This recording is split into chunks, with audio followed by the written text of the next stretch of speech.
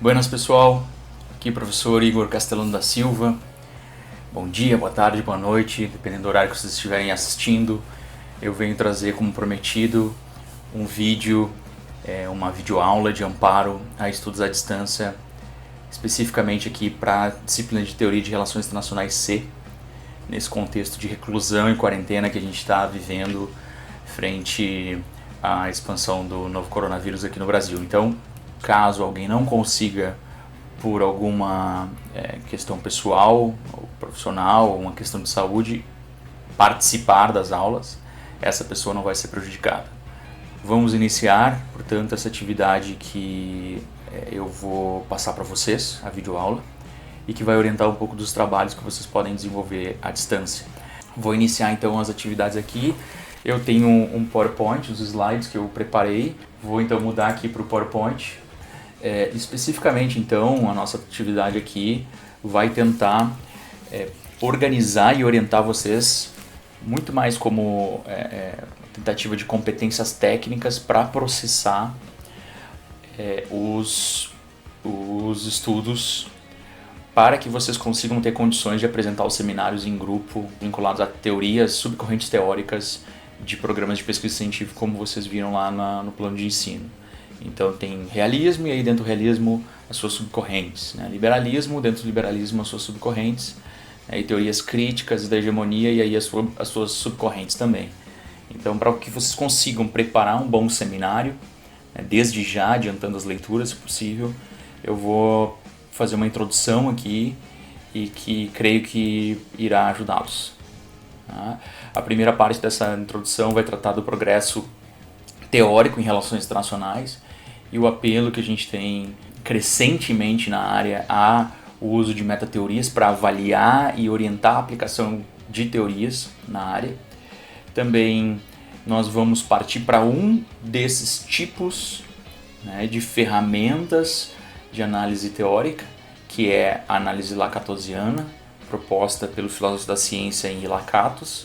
Você já deve ter ouvido falar, eu particularmente falo bastante sobre ele, porque ele é muito tratado e lidado nas relações internacionais. Então é porque eu sou louco, apaixonado pelo Henri Lakatos, Gosto muito do trabalho dele, mas não tem tanto a ver com paixões pessoais, tem muito mais a ver com o que a área tem adotado como elemento importante, de ferramenta metateórica. Vamos tratar um pouco sobre ele, e entender os elementos específicos da análise lacatosiana que vai orientar a apresentação justamente dos grupos teóricos que vão ser apresentados por vocês. Tá?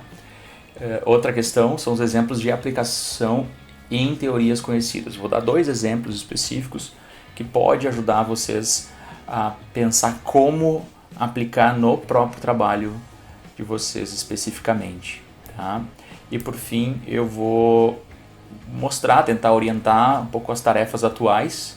Então, indo para o progresso teórico em relações internacionais e o apelo a metateorias, seguimos para uma discussão sobre o sinal dos tempos nas relações internacionais. Nos últimos anos, sobretudo nessa última década, na área de teoria de relações internacionais, nós temos tido uma grande proliferação, propagação de discussões sobre reflexivas sobre o que a gente tem feito em relação à nossa disciplina. A disciplina avançou, não avançou? Será que a disciplina está auxiliando na produção do conhecimento, na organização do conhecimento? E especificamente nas teorias, será que as teorias são boas, ruins? Como que a gente tem feito a aplicação dessas teorias no uso nas nossas pesquisas, e se esse uso está adequado especificamente ao que o mundo necessita, os problemas mundanos, se essas teorias são mais ou menos excludentes ou inclusivas, E uma pergunta importante que tem sido parte da problemática da produção teórica, sobretudo nos países do sul global, é como estimular, no Brasil especificamente, como estimular o uso, a produção e a aplicação mais consciente e efetiva de teorias. Há várias pesquisas sobre esse tema. A gente tem incentivado muito essa discussão, também aqui na UFSM. Falo especificamente do ponto de vista do Grupo de Estudos de Capacidade Estatal, Segurança e Defesa, que é uma preocupação nossa específica, além, obviamente, de outros professores e professoras que têm se preocupado com essas questões. Como aplicar, como usar e produzir teorias de forma mais consciente. E isso nos leva necessariamente ao apelo para a utilização de metateorias no estudo teórico de relações internacionais. E aí, por quê? O que são metateorias? Por que, afinal de contas, isso importa? Porque, na realidade, quando a gente está tentando avaliar teorias, se elas são boas, ruins, se elas têm coerência interna, se o nosso esforço de optar por uma ou outra teoria, ou mesmo construir teorias, é coerente, nós necessitamos de metateorias. Necessariamente nós estamos adotando uma visão implícita ou explícita de metateorias. Quanto mais consciente for essa visão metateórica que adotamos para observar, criticar, adotar ou descartar teorias, melhor serão as nossas pesquisas, mais conscientes serão os trabalhos que faremos com o uso de teorias. Então, a área tem percebido isso e nos últimos 40 anos tem se preocupado muito com o uso de metateorias para organizar, né, a área, tentar compreender como foi, ou pelo menos dar uma narrativa minimamente coerente, né, para como foi a evolução do processo teórico nas relações internacionais, e também tem muito do dever ser, né, o devir, como que devemos produzir teorias em relações internacionais. Eu poderia dizer que as últimas análises que vão tentar produzir isso, nesses últimos 40, 50 anos, vão variar em torno de 3 grandes teóricos da ciência, filósofos da ciência, que já foram abordados em algumas outras disciplinas do curso de RI. Vocês que tiveram a disciplina de introdução à metodologia de relações internacionais sabem disso. E esses filósofos da ciência são, sobretudo, Thomas Kuhn, que iniciou a sua produção na década de 60, né, e continuou para as décadas seguintes, mas a principal produção no início dos anos 60. O Henri Lakatos, que inicia sua produção mais contundente na década de 70, e o Larry Laudan, que também produz mais para o final da década de 70. Então tem uma ordem cronológica aí desses filósofos da ciência. E eles têm basicamente diferentes formas de pensar e visualizar o processo de evolução teórica, que envolve interação, adaptação e mudança das teorias ao longo do tempo. Então eles têm uma lente diferente, cada um deles, para visualizar o processo de competição teórica, de produção teórica e de avaliação se as teorias estão evoluindo ou regredindo, tá? Melhor, progredindo ou regredindo. Tá? Porque a evolução é basicamente o processo de mudança, não é necessariamente progredir, tá? Segundo o conceito darwiniano de evolução. Então, cada filósofo da ciência, né, produz um framework, né, uma lente de narrativa sobre como teorias evoluem, e também adotam, obviamente, visões de mundo específicas, né, sobre como que se dá o processo de produção científica. Então, tem muito de sociologia da ciência aí também, como que interagem esses atores, sobretudo a partir do Thomas Kuhn. A filosofia da ciência começa a ser muito influenciada por uma visão sociológica da ciência. Não são só elementos racionais que envolvem o processo de desenvolvimento científico, mas também processos de interação social, interesses, instituições sociais, né? Valores, interesses, papéis, conflito, cooperação. Todos esses elementos vão afetar estruturas e agentes no processo de desenvolvimento teórico. Esse contexto todo vai produzir o que a filosofia da ciência chama de epistemologia, que são grandes teorias ou conjuntos da filosofia da ciência, né, que vão tratar sobre o conhecimento, o processo de produção do conhecimento. Aqui basicamente um uma definição do Wikipedia, mas só para vocês terem uma noção de que isso é conhecimento comum, senso comum. A gente usa muito o conceito de epistemologia, mas muito pouco o conceito de metateoria. Metateoria é basicamente a epistemologia enquanto instrumento de análise teórica. A epistemologia, ela é a filosofia que orienta esses grandes autores, né, que vão lidar com o processo de desenvolvimento do conhecimento, e a metateoria é esse instrumental, esse ferramental que a gente tira da epistemologia para analisar as teorias. Então, a gente já tratou, né, nos estudos mais anteriores sobre essa evolução do debate científico, que inicia sobretudo com a tentativa popperiana, né, de trazer tanto a importância da empiria, do teste, reteste empírico, mas também da proposição dedutiva, que vai levar aí sim não só a conclusões, mas a formulação de hipóteses. E essas hipóteses vão ser testadas empiricamente, o que poderia se dizer que o Popper ele tem uma visão minimamente sintética e convergente desses dois pontos, talvez o mais funcional, né, desses dois pontos, sempre se contradizendo ao positivismo lógico, aquele positivismo duro que só experimental, né, o experimentalismo é que poderia produzir ciência, e o Popper vai mostrar que não, o acumulado de conhecimento, ele não vai, o acumulado de observações não vai necessariamente produzir melhor conhecimento.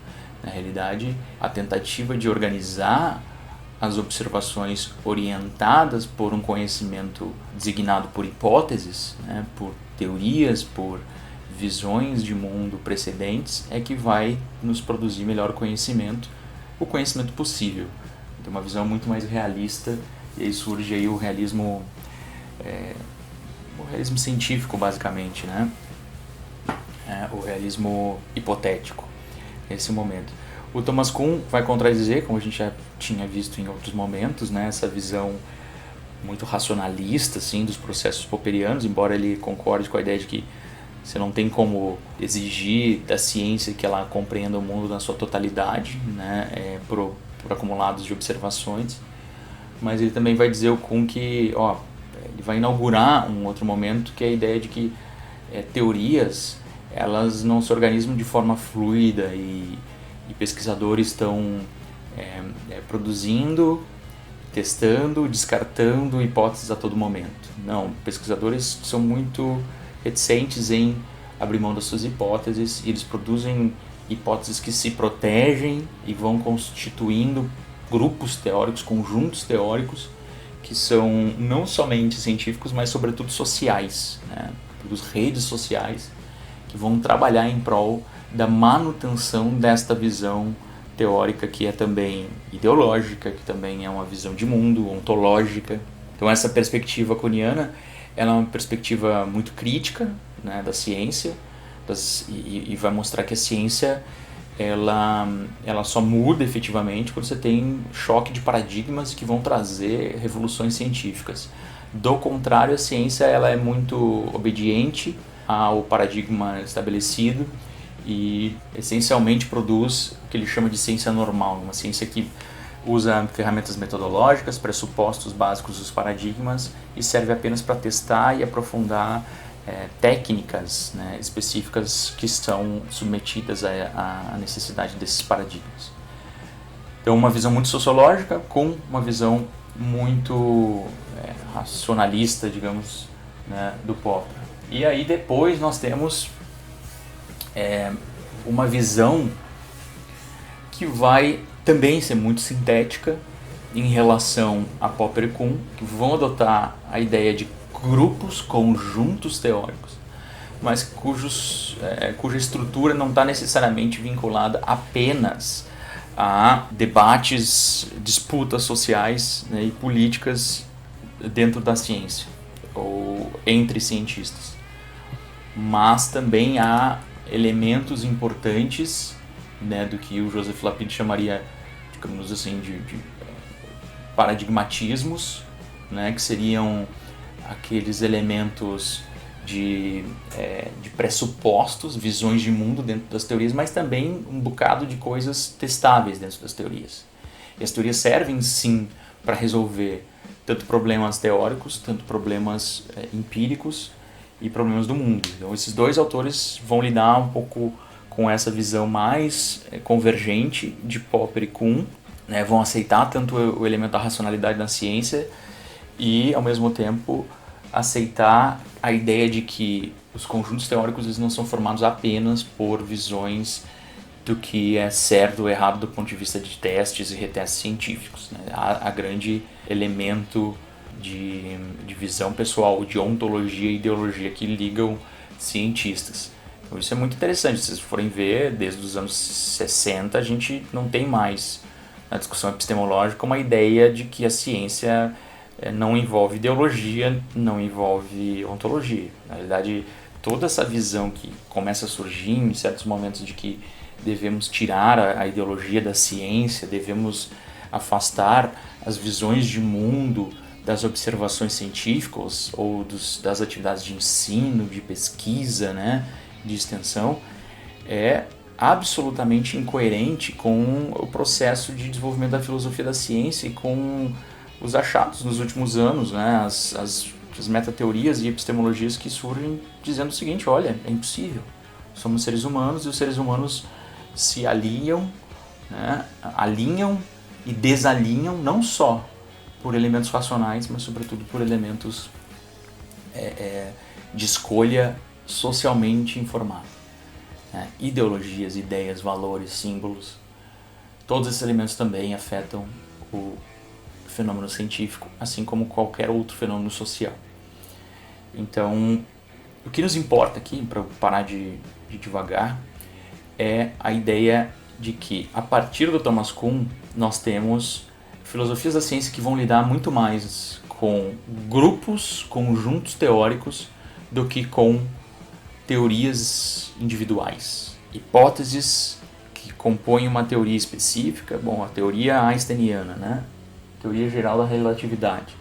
É uma teoria, mas a que conjunto, que corpo teórico ela pertence? Que filiados ela arrecada, né, recruta? Que constituição de conjunto teórico ela acaba institucionalizando e, por sua vez, essa institucionalização faz com que esse conjunto teórico sobreviva ao longo do tempo. Então, mais do que analisar teorias específicas, analisam o processo de constituição de grupos teóricos.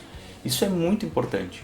E talvez por isso mesmo que nas relações internacionais a gente vai começar a adotar esta perspectiva, né, em geral, né, que envolve esses três filósofos da ciência e as suas diferenças, para avaliar o desenvolvimento da disciplina, né, o desenvolvimento da disciplina de teoria de relações internacionais. Então, eu acho muito importante a gente ter essa noção, porque essa noção mostra que a disciplina ela está sim preocupada com o amparo da filosofia da ciência para auxiliar a análise da evolução científica nessa nossa área. O problema é que a gente às vezes não percebe isso. E a adoção dessas diferentes visões da filosofia da ciência para a análise das relações internacionais se dá muitas vezes de forma implícita e oculta. Então vamos tentar deixar um pouco mais claro aqui como que isso ocorreu. Então temos três tipos de visões: a kuhniana, a lakatosiana e a laudaniana. A kuhniana lida com paradigmas da ciência, paradigmas científicos que vão predominar em certo período em certo momento histórico e vão ser contrastados por diferentes outros paradigmas revolucionários, de uma ciência revolucionária que tenta transformar esses paradigmas. Ao mesmo momento, esses paradigmas produzem, como eu disse, uma ciência normal que vai tentar sustentar a permanência desse paradigma e a sua melhoria, qualificação. O Lakatos lida com programas de pesquisa científicos, que são quase que pequenos paradigmas, paradigmas menores. Não há predominância de um sobre o outro, há vários no mesmo espaço, no mesmo momento. Então essa é uma diferença importante. E também, nesses programas de pesquisa científica, não é só um elemento de comprometimento ideológico, institucional, simbólico dos pesquisadores com o paradigma especificamente, como seria um pouco a visão do Kuhn. No Lakatos existe um comprometimento sim mais racional com testes e retestes de hipóteses para ver se esse programa de pesquisa científico é ou não é mais progressivo. Tá, isso a gente vai discutir um pouco mais depois. E o Larry Loudon também tem uma visão muito semelhante do Lakatos. O que vai diferenciar um pouco é como que esses paradigmas ou programas de pesquisa científicos, né, tanto para Kuhn quanto para o Lakatos, para o Loudon, as tradições de pesquisa, eles interagem entre si. Eles interagem trocando experiências, incluindo rivais, ou eles interagem de forma excludente. Então a gente vai ver visões diferentes aqui. Ali outras questões, né? O Kuhn tem uma visão muito não racionalista da ciência, o Lakatos uma visão que envolve, sim, conjuntos que carregam pressupostos ontológicos na conformação, né, das suas bases, mas também tem testes de hipóteses especificamente, né, a qualificação racional desses programas de pesquisa científica. A mesma coisa o Larry Loudon. Do ponto de vista da progressividade no Kuhn, ele não lida muito com esse termo, né, progresso na ciência, muito mais com revoluções, uma ideia muito fundada em crises, em ciclos, e a ciência não necessariamente está progredindo, ela vai ser essencialmente um processo de dominação e contra-dominação, hegemonia e contra-hegemonia, se a gente quiser usar os termos ali do Antonio Gramsci, o politólogo italiano. Para o Lakatos, existe sim elementos mais objetivos de identificar o que ele chamaria de progresso, né? Teorias progressivas são teorias que lidam com predições, adotam predições e realizam concretamente a comprovação dessas predições ao longo do tempo. Depois a gente vai discutir um pouco mais sobre isso, porque é a atividade específica do primeiro bimestre. E o Larry Loudon está muito mais preocupado com explicações. As teorias que explicam processos que estão acontecendo ou que já aconteceram são muito mais desejáveis do que teorias que vão predizer algo que ainda não aconteceu no mundo ou que ainda não foi observado. Portanto, as teorias para cada um desses autores vão ser sinônimos no Kuhn de ideologias, né, ideias, valores. Para o Lakatos, sinônimo de fundamento e encadeamento hierárquico, sobretudo, tem que ter coerência interna e integridade. E para o Larry Loudon, sinônimo de solução de problemas e, caso esses problemas sejam solucionados, conceituais e empíricos, essas teorias serão progressivas. Vamos passando. Uma outra questão importante, eu gosto muito de utilizar imagens para a gente visualizar um pouco esses conceitos complexos, filosóficos e teóricos. E se a gente fosse colocar num mapa, tentasse desenhar essa interação teórica, a gente teria na perspectiva kuhniana um paradigma teórico, um paradigma da ciência, que carregaria não só uma ciência específica, né, uma disciplina, mas transbordaria por diferentes áreas, como um paradigma evolucionário, né, darwiniano, por exemplo, e a ciência normal que vai produzir melhores ferramentas e técnicas para desenvolver esse paradigma. Ao contrário desse paradigma estão as ciências revolucionárias. Essas ciências revolucionárias, para terem efetiva capacidade de se articular e vencer o paradigma dominante, elas têm que ter, obviamente, não só capacidade científica, mas sobretudo capacidade política e social, né, de mobilização social. E, eventualmente, ou um desses três elementos, conjuntos de ciência revolucionária vai predominar, ou eles vão se aliar para derrubar o paradigma dominante. Então é uma visão muito de dominação, de hegemonia em momentos históricos. Na perspectiva lacatosiana, tem uma visão em que não há dominação externa entre conjuntos teóricos, mas há sim dominação de regras, normas internas nos conjuntos teóricos. Então você tem pluralidade externa, né, programas de pesquisa científica eles coexistem com outros, mas ao mesmo tempo, na visão dele, programas de pesquisa científica efetivos são aqueles que respeitam regras internas de organização e coerência. Na visão laudaniana, é muito mais pragmático do que todos eles, né?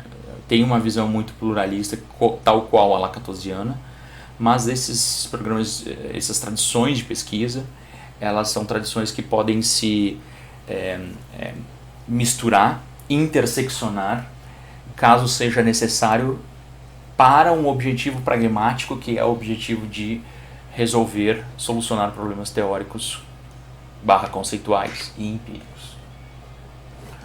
Tá? O que nos importa agora, bom, essa discussão, vocês verem como é importante uma aula presencial. Estou fazendo uma discussão aqui à distância, apenas para que vocês tenham um adiantamento desse debate para orientar a organização disto aqui. Vocês vão ter que fazer, basicamente, a explicitação do que é o programa de pesquisa científico e a sua subcorrente específica, tá?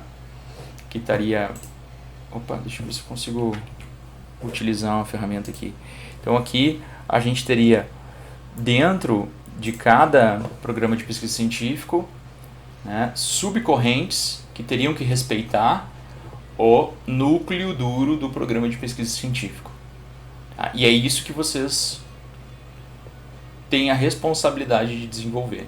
Mostrar qual é o programa de pesquisa científico e qual é a estrutura dessa subcorrente. Logo mais eu vou explicitar para vocês como isso funciona. Tá? Então, a importância da metateoria, ela tem... Vocês viram o debate, a complexidade desse debate, e essa discussão tem sido muito importante no desenvolvimento recente da área de relações internacionais, particularmente da área de teoria de relações internacionais. E alguns autores estão trazendo à tona a necessidade, como Colin Ellman e a Miriam Ellman, de avaliar metateorias antes de iniciar a discussão teórica. De decidir qual metateoria nos serve mais ou menos, aí já tem um debate gigantesco. Teremos que testar essas teorias, essas metateorias, teremos que discutir para que tipo de conhecimento que ela busca produzir, ver se a nossa área especificamente se aliou a qual tipo de visão de produção de conhecimento ao longo do tempo. É claro que a nossa área é muito diversa, muito plural, mas existiu ao longo do tempo narrativas dominantes para entender a área, para articular inclusive o discurso de que existia uma área diferente das demais, que se chamava relações internacionais, ou uma teoria também diferente das teorias sociais, que se chamava teoria de relações internacionais.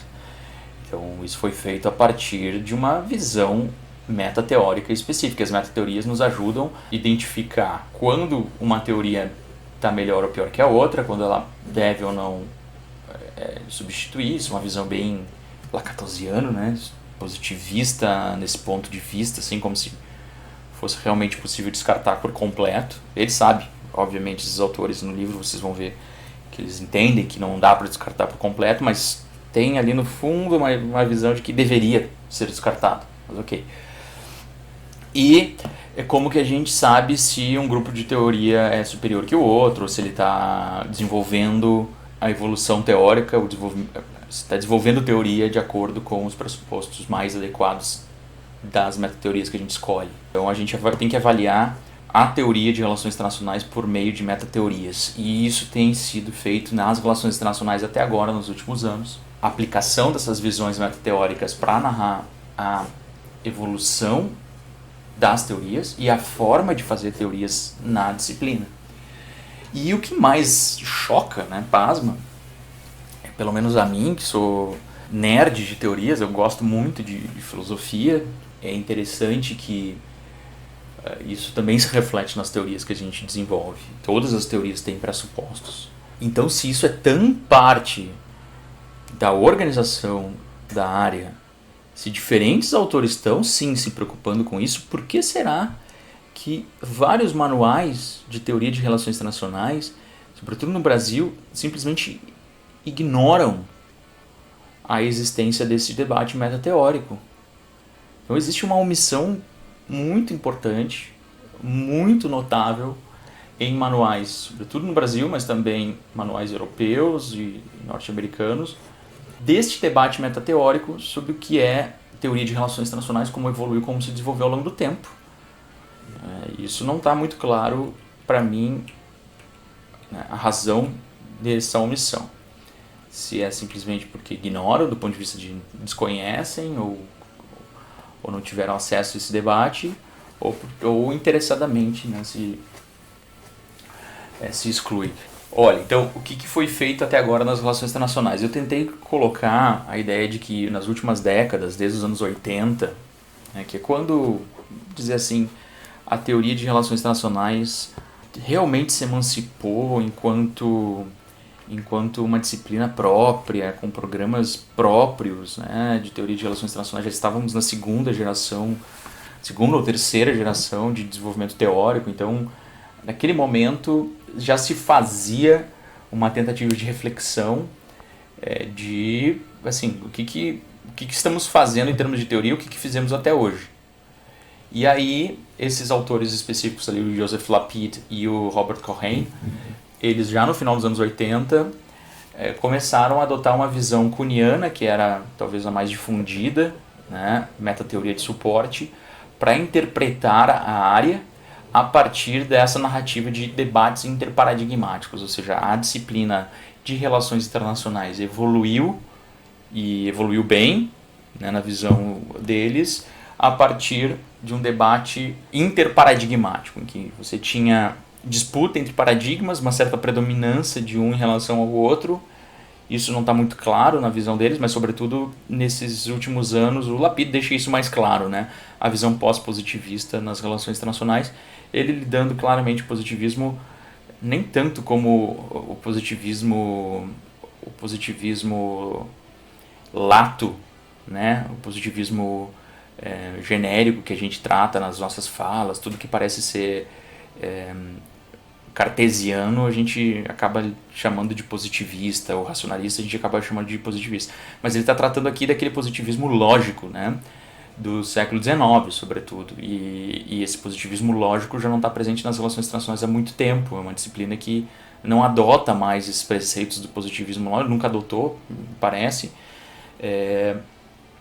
E ao contrário, por exemplo, das ciências econômicas, né, e constituiu uma área que aceita uma noção paradigmática em cada teoria que se propõe, né? Ou seja, que adota visões ontológicas, visões de valores dentro desse paradigmatismo, né? Que seria o que ele chama nesse artigo de 89, a gente vai tratar especificamente sobre ele depois. Mas, então, a narrativa que acaba resultando desse processo é uma narrativa que na área a gente tem paradigmas e eles estão em disputa, né? E eles vão ter sucessores, disputas sucessivas desses paradigmas. Além disso, é uma visão elitista, porque o que está no debate paradigmático importa na área e o que não está, né, parece que não importa, está marginalizado.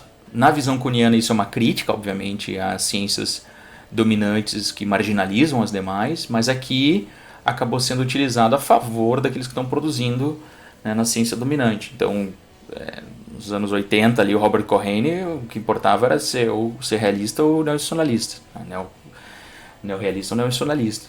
O que se produzia para além disso não era tão importante. Então, percebam-se elementos aí de claro elitismo, né? Além disso, a relação interna que está dentro do paradigma é uma padronização. Então, temos que seguir e padronizar teorias para ser ou paradigma dominante ou um dos paradigmas que estão em disputa. E a relação externa com teorias que não estão ali é uma exclusão quase ontológica. Não posso ser realista, nem neorrealista, nem neonacionalista ao mesmo tempo. Né? Até porque o neonacionalismo, segundo o Cohen, leva princípios da análise do poder, mas dá relevância explícita para as instituições. Então, existe certo elemento, sim, de ecleticismo no neonacionalismo, mas ele é ontologicamente diferente do neorrealismo. Mais importante ainda é o primeiro debate, se a gente for ver, né? Essencialmente um debate entre pressupostos teóricos, né, sobre o que leva as nações à guerra, sobre o que deveria ser o processo de paz entre as nações, de articulação de instituições, etc., poder ou balanço de poder, ou balanço de democracias, ou balanço institucional, ou balanço de ideias inclusivas, né? Então, aqui a gente tem claramente uma visão de exclusão quase ontológica entre os paradigmas. Seguindo, então, essa visão foi predominante nos anos 80 e 90, sobretudo na visão de que, temos aqui final dos anos 90, a conclusão de que os avanços que foram produzidos por algumas teorias efetivamente pós-positivistas, no sentido já estrito, como construtivismo, pós-modernismo, né, o pós-estruturalismo, nos anos 80, produziram na disciplina uma abertura de quase uma revolução científica para a inclusão de teorias pós-positivistas, teorias críticas, e que abria caminhos, né, nos anos 90, principalmente para avanço do construtivismo, avanço do pós-modernismo, avanço do pós-colonialismo na visão mais pós-positivista. Então, isso foi muito sustentado, no Brasil permanece muito presente até hoje, né, a noção de que você não pode ser um racionalista, você tem que ser reflexivista, existe muito ainda. Os ditos racionalistas, se a gente for adotar essa noção do Keohane, né, eles são muito pressionados na ciência brasileira a se converterem a um novo paradigma. Então, isso é bem presente, enquanto que na ciência norte-americana a gente já passou por uma segunda etapa, que é a etapa dos anos 90. Muitos autores perceberam, sobretudo os realistas, que, bom, então quer dizer que temos um novo paradigma, mas olhe bem, as nossas teorias aqui, elas não estão mortas, elas ainda permanecem vivas e coerentes. Então, muitos autores, principalmente os realistas ou mais tradicionais em teorias nem tão pós-positivistas, que não fizeram a virada pós-positivista, sentaram o pé e disseram, não, a nossa disciplina ela não é feita necessariamente por paradigmas que dominam ao longo do tempo, mas simplesmente por programas de pesquisa científicos que têm progresso e coerência teórica ao longo do tempo. E eles não precisam de revoluções ou de contradição paradigmática para deixar de existir ou para existir. Então, adota-se nesse momento, principalmente por este livro que está na nossa disciplina, né, do Elman e Elman, uma visão bem vinculada à perspectiva lacatosiana, né, de programas de pesquisa científico, incluindo a noção de pluralidade, incluindo a noção de...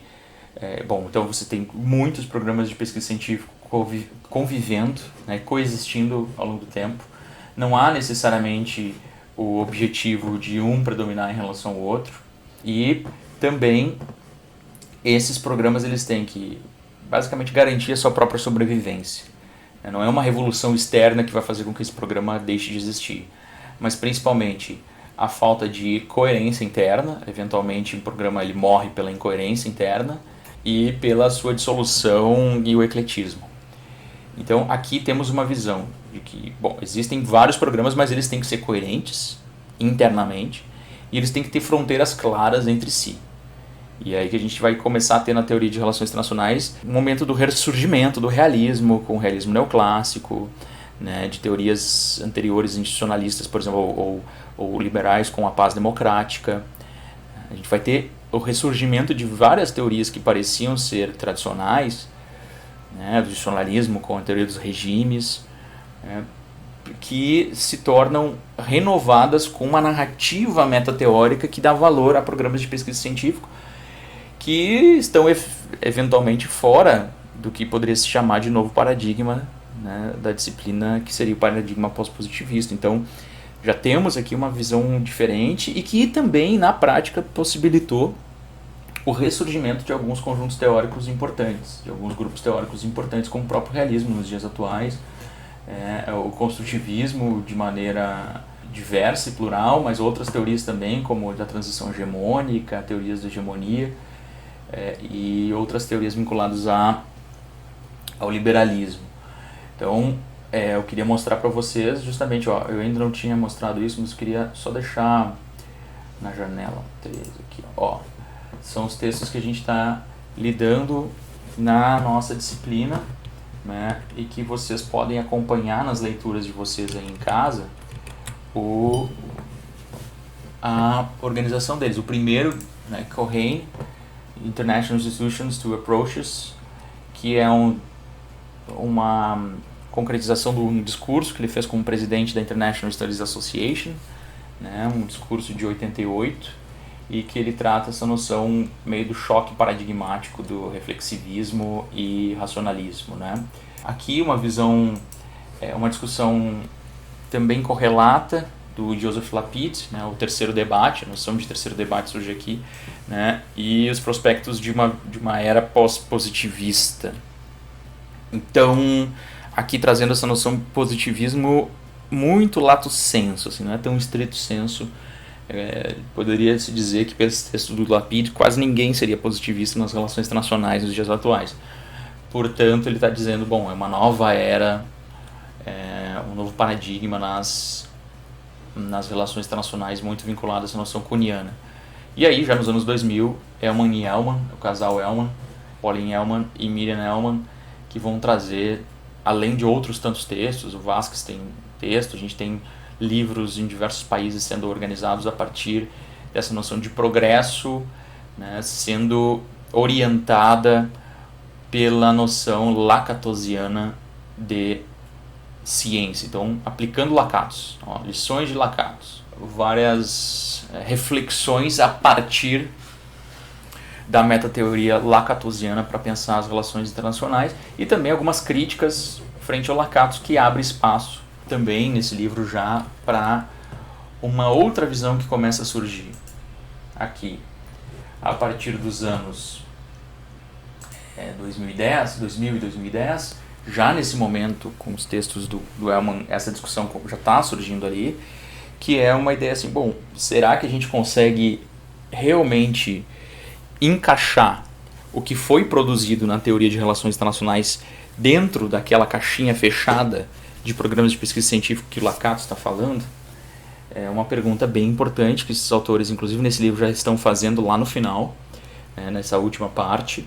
E aí outras discussões começam a surgir na ideia de que a coerência que deseja, né, o Lakatos, a coerência interna, e as fronteiras rígidas que o Lakatos deseja, ou que seria a característica fundamental da ciência progressiva, não existe e não deveria, inclusive, existir nas relações internacionais, segundo alguns autores, como o Peter Katzenstein, o Rudra Sil e o David Lake.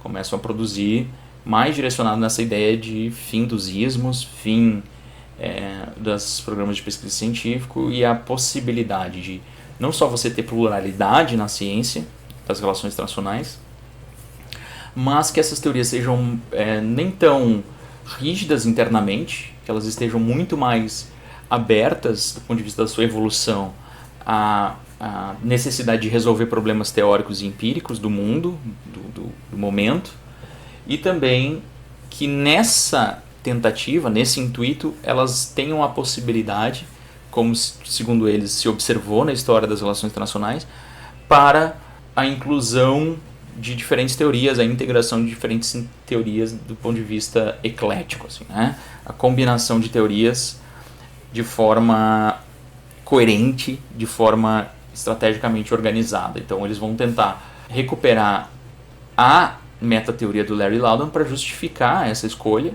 Não é uma escolha infundada, existe metateoria que traz coerência clara para o que se chama de ecletismo ou ecleticismo, e esses autores vão seriamente desenvolver atividades nessa área. Se a gente voltar lá para os textos que estão na disciplina, se vocês quiserem consultar, a gente vai tratar de alguns desses textos em aula, vocês podem adiantar leituras. Um deles é o livro, justamente, que trata de ecleticismo analítico, né, o ecletismo analítico e pragmatismo frente à noção paradigmática das relações internacionais.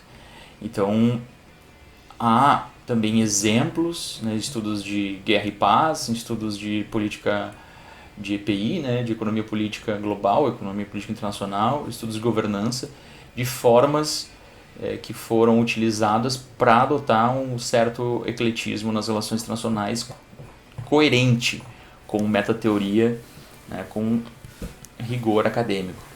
E aqui, um texto de 2013, uma edição muito importante do European Journal of International Relations, 2013, o David Lake tem um artigo muito legal, que eu recomendo todos a lerem, é parte da bibliografia da disciplina, Theory is Dead, Long Live Theory. The End of the Great Debates and the Rise of Eclecticism in International Relations. Então isso é um texto muito interessante, vai mostrar como também, assim como o texto do Seal e do Katzenstein, o ecletismo ele pode ser uma alternativa desde que orientado por metateorias adequadas, como é o caso do Larry Loudon. A gente vai tratar desse elemento aqui no segundo bimestre da disciplina, tá? Mas agora a gente vai voltei aqui, e a gente vai voltar para o Lakatos, só para vocês terem uma ideia desse debate. Esse debate vai continuar acontecendo na nossa disciplina e não acaba aqui, mas a gente vai orientar, então vamos pegar, né, a máquina do tempo e voltar para os anos 90, alguns de vocês não eram nem nascidos, e anos 2000, e também alguns de vocês também não eram nem nascidos. Vamos voltar para essa época, né, não precisamos ouvir as músicas dessa época, dos anos 90 também, nem usar as roupas, mas a gente pode voltar, né, um exercício mental de tentar entender o que existia nesse momento de discussão da área de relações internacionais. Então, muitas das coisas aqui vão parecer, professor, mas isso eu já não acredito mais. Não, tudo bem, mas vamos tentar ser coerentes com a avaliação da área de relações internacionais por meio da análise lacatosiana. Portanto, a análise lacatosiana foi dominante nos Estados Unidos desde a década de 2000, ainda é nos dias atuais, ainda tem muitas pressões para que você se integre a programas de pesquisa específicos. E aí tem uma contradição, que é a necessidade de filiação ao programa, mas também uma pluralidade. Você pode se integrar, né, e aí estrategicamente também se integrar a programas de pesquisa e às universidades que apoiam e sustentam esses programas, de maneira a se inserir, inclusive socialmente, na academia, na ciência, e se tornar reconhecido. Então, do ponto de vista dos princípios da análise lacatosiana, você tem que ter coerência interna, hierarquia interna e integridade em relação ao que vai ser desenvolvido em torno dos pressupostos que aquele programa de pesquisa científico carrega. Então, coerência interna entre hipóteses e pressupostos, uma hierarquia. Geralmente nessa visão, a origem do programa vai ser muito fundada na ideia de pais fundadores, né? E geralmente pais fundadores mesmo, né? Porque a nossa ciência sempre foi marcada pela masculinidade hegemônica. Então aí está também uma visão hierárquica, né, dominante da nossa ciência. E aqui não se discute muito isso do ponto de vista do Lakatos, né? Mas existe sim a ideia de uma hierarquia, de que temos que respeitar os pais fundadores, e a noção de integridade. Integridade vinculada a que você não pode realizar atividades que vão romper com a essência do seu programa, né? Com as regras que devem ser respeitadas.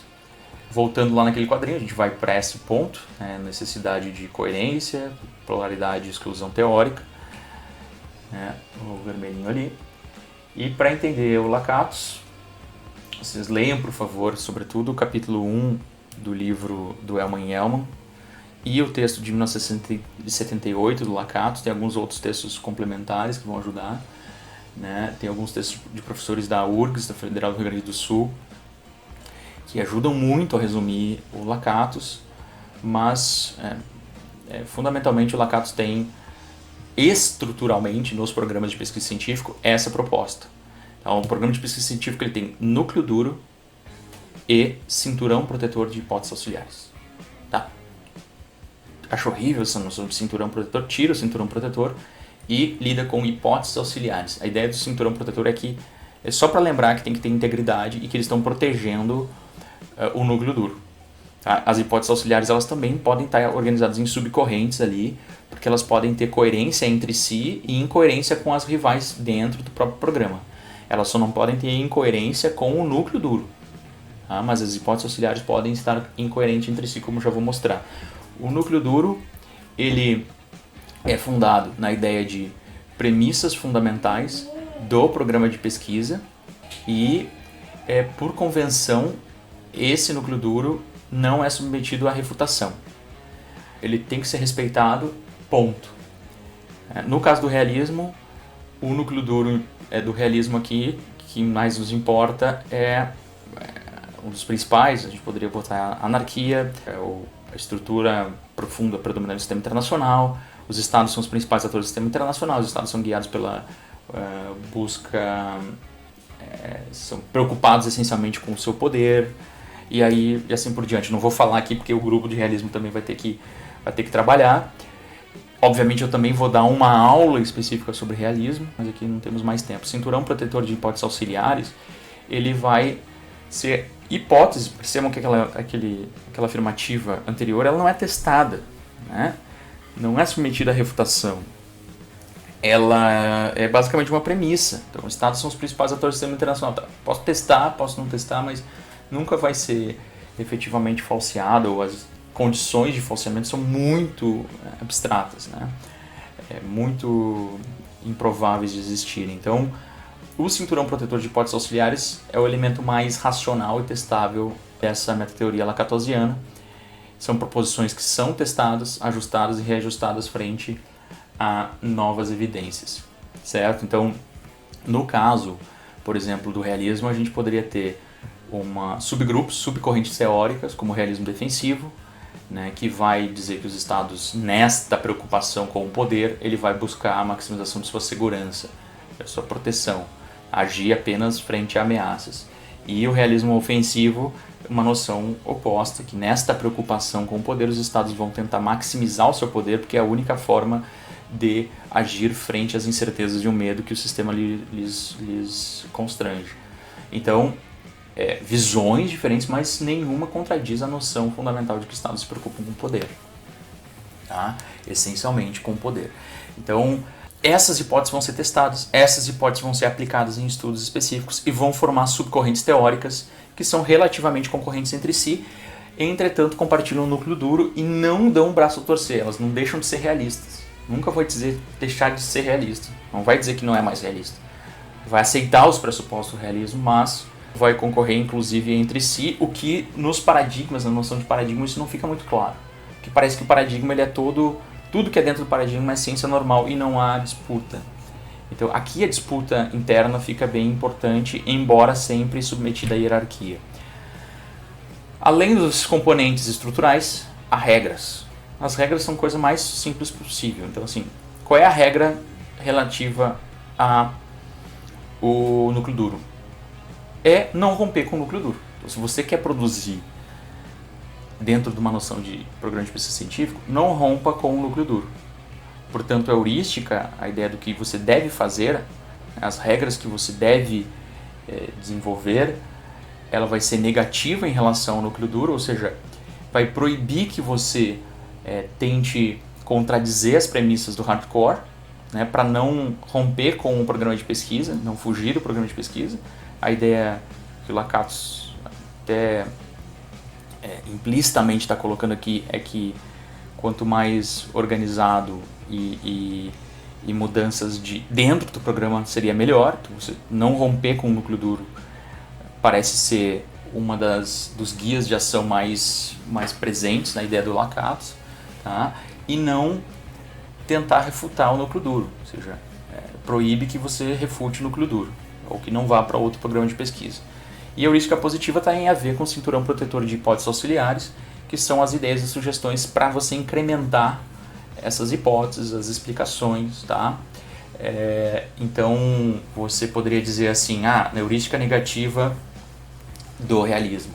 A heurística negativa é que os estados não são o principal ator do sistema internacional. Se você seguir essa heurística, você vai entrar em xeque com o próprio programa de pesquisa realista. E a heurística positiva é você deve analisar, né, sistemas multipolares, distribuição de poder, para tentar verificar a tendência de conflito ou cooperação dentro do sistema. Tá? Como é que se dá a evolução dos programas de pesquisa científica? A evolução se dá, primeiro, sobretudo, com a melhoria das hipóteses auxiliares. Esqueçam daí depois o núcleo duro. É nas hipóteses auxiliares que um programa de pesquisa científica vai melhorar. E essas mudanças de melhoria do programa de pesquisa científica é sempre intraprogramática. E aí o cinturão protetor é modificado. Quando você eventualmente contradiz algum pressuposto do núcleo duro, você está fazendo uma mudança interprogramática. Isso não é tão importante para a gente, o mais importante é como que você vai tentar encontrar progressividade no programa de pesquisa científica a partir da noção do Lakatos. A progressividade, segundo Lakatos, está na predição, na ideia de que as novas hipóteses que são surgidas nas subcorrentes teóricas, elas estão conseguindo, primeiro, explicar melhor o que a teoria anterior ou as hipóteses anteriores já explicaram e ter, sobretudo, uma novidade heurística, ou seja, predizer alguma coisa que ainda não foi observada, mas que vai ser concretizada e observada no futuro. Por exemplo, vamos pegar a teoria dos ciclos sistêmicos de acumulação e a ideia do Arrighi de que finais de ciclos sistêmicos de acumulação sempre levam a crises sistêmicas e a guerras centrais. Então, ele está vendo no caso dos Estados Unidos, e a ascensão, sobretudo dos Estados Unidos, no caso da ascensão da Holanda, no caso da ascensão do Reino Unido, em seus respectivos ciclos sistêmicos de acumulação. Então, caso a gente poderia predizer que o caso da China, a ascensão da China atual, se é que a gente adota a noção de que a China está representando um eventual novo ciclo sistêmico de acumulação, se ela representar a derrocada final do ciclo sistêmico de acumulação americano, vai produzir uma guerra central. Se isso se concretizar, é um ponto a favor de corroboração desse caráter preditivo da teoria do ciclo sistêmico de acumulação. O foco, sobretudo, é tentar predizer o mundo, predizer regras que sejam minimamente generalizáveis e que podem ser vistas e repetidas ao longo da história. Então, também tem uma noção mais positivista no sentido estrito aqui, de tentar ver regras que se reproduzem e que predizem acontecimentos. Bueno, vou dar aqui, antes de encerrar, eu tenho ainda um apoio técnico que eu vou fazer, mas aí eu vou ter que fazer um outro vídeo. Então, só para dar exemplos de aplicação em teorias conhecidas.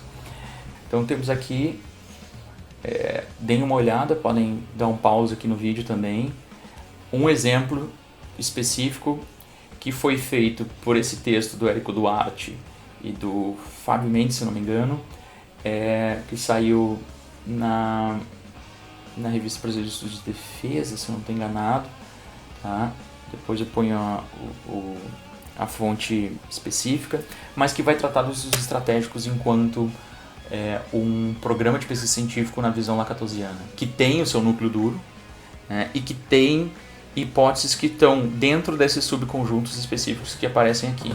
Então tem subconjuntos de várias subhipóteses que estão sendo desenvolvidas. Se a gente for pegar o realismo, aqui a gente teria, sei lá, realismo neoclássico, realismo defensivo, realismo ofensivo, balanço de poder, etc., que vão estar sendo organizados. Aqui a gente tem uma proposta vinculada à sociologia histórica, então você tem pressupostos específicos, podem dar um pause para ver, e aí diferentes correntes que vão se focar ou em estruturas de poder e ordem, tentar entender legitimidade, ordem, Estado, fenômenos de ruptura do poder, guerras, violências, revoluções, mobilização social, conflito social, outra subcorrente que vai se especializar no método histórico comparado, estudos metodológicos e ferramentas comparativas, e uma subteoria que vai, subcorrente que vai estar vinculada a processos internacionais, que vai começar a ser chamada de sociologia histórica internacional nos últimos anos. Tem um trabalho do Leonardo Castanha, ex-aluno aqui do curso, agora mestrando em estudos estratégicos internacionais na URGS, que o trabalho de conclusão de curso que eu orientei, ele trata justamente sobre isso, não traz esse gráfico, mas todas as observações específicas de núcleo duro e cinturão protetor de hipóteses auxiliares é dele. E as tarefas atuais, né, a ideia é que a gente tenha o exercício de identificar estruturas e regras, né, do PPC maior, né, aquele PPC, então o PPC, o Programa de Pesquisa Científica do Realismo Neoclássico, é o realismo. Então a subcorrente a gente vai tentar identificar as hipóteses auxiliares que orientam essas subcorrentes. A gente também pode identificar se estão sendo progressivas ou degenerativas essas subcorrentes, o que elas têm feito, se os resultados das pesquisas têm sido positivos. Então a gente vai tentar organizar a nossa pesquisa também atrás de produções na área, identificar estudos e aplicações mais recentes e as possíveis formas de aplicação progressiva, caso vocês queiram recomendar, nesse caso é obrigatório vocês recomendarem eventuais ações novas, heurísticas positivas para quem quiser desenvolver estudos nessa subcorrente que vocês pegaram. Algumas sugestões de atividades. Então, para vocês identificarem núcleo duro, heurísticas positiva e negativa e cinturão protetor de hipóteses auxiliares, eu sugiro que vocês vão na bibliografia da unidade e das subunidades específicas que vocês estão trabalhando, que é do grupo de vocês. Eu sugiro que vocês leiam tudo, né? Mas se vocês quiserem já adiantar, na aula eu vou cobrar a leitura e comentários de toda a bibliografia, sobretudo a básica. Mas agora, se vocês quiserem adiantar, sugiro ler as primeiras 2 unidades, né? Se não me engano, que são unidades mais teóricas, mais de contexto, que é isso que eu estou passando agora, e lerem a bibliografia específica do grupo de vocês, tá? Também ler manuais específicos de teoria de relações internacionais. Tem o manual do Nogueira e Messares, teorias de relações internacionais, tem o manual do Oxford Handbook de teoria de relações internacionais, que vocês podem pegar capítulos específicos, e outros manuais que eu posso colocar inclusive ali no nosso Moodle, tá? Além disso, vocês têm que fazer pesquisas adicionais, tá? Sobre aplicações recentes, né? Se essas hipóteses que estão sendo testadas, quais são as hipóteses que estão sendo testadas, né? Então vocês vão poder fazer um levantamento bibliográfico em relação a essas teorias, utilizar o software Publish or Perish. Eu vou fazer uma videoaula pequena sobre como utilizar a Publish or Perish, e leitura de resumos, introdução e conclusão de cada um desses materiais. E analisar isso e identificar o que desse material, né, representa novas hipóteses que estão sendo testadas na subcorrente, sei lá, da paz democrática. Por fim, avaliar, né, uma reflexão crítica de tudo isso, né, uma análise disso. Então não é só apresentar textos, os seminários, né, vocês vão avaliar a progressividade, né, a avaliação das hipóteses, se elas são mais ou menos progressivas, se elas têm se concretizado empiricamente ou não, e os caminhos para pesquisas no âmbito do programa de pesquisa científico e na subcorrente abordada. Tá, gente? Essa a minha contribuição para que vocês consigam adiantar um pouco os seus estudos, tendo orientação mínima sobre o que é necessário para fazer as atividades da disciplina. Então eu peço que vocês que estão com condições se interessem, estudem mesmo à distância, tá bom? Queridos e queridas, espero ter ajudado, mais do que complicado. Complicado também a gente sempre acaba complicando, mas é sinal de que vocês estão desbravando conhecimento, e sempre quando a gente desbrava conhecimento, mais dúvidas do que certezas vão aparecer, tá? Desejo boas semanas de trabalho, boas semanas de reclusão, paciência e tranquilidade a todos e todas e as suas respectivas famílias. Um abraço e até mais.